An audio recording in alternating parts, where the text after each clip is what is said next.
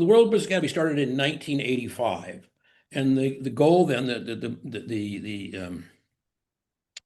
the purpose was to shift the consciousness of basically business leadership, to see that it was responsible, more like a trustee, that responsible for society, not just to rip off as much money as they could get.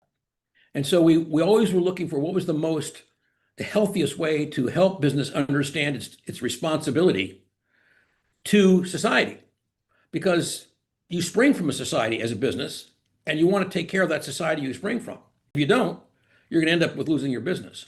So we had three goals. One was to shift the consciousness of business leadership from that of a predator to that of a steward, because you act differently if you think you're responsible. So stewards are responsible.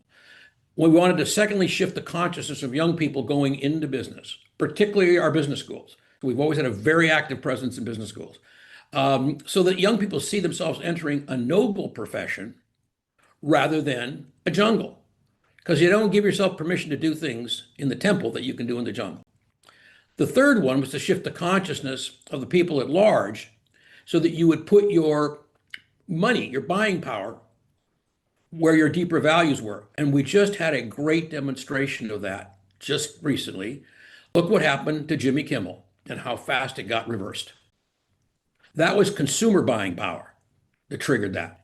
When Disney saw that they had more to lose by basically knuckling under to an administration that wanted to basically cap his free speech, the public said, don't do it. We'll stop taking your cruise ships. We'll stop going to your theme parks. They started discontinuing Disney streaming, which was struggling to begin with. So that the Disney Corporation understood there is another side to this conversation, not just the side of the moneyed interest that you'd like to represent or the political interest you'd like to represent. But I'm very, very much against business having egregious power and using it improperly. I'm for business doing it properly and ennobling the society that they serve. In the process, they will make more money.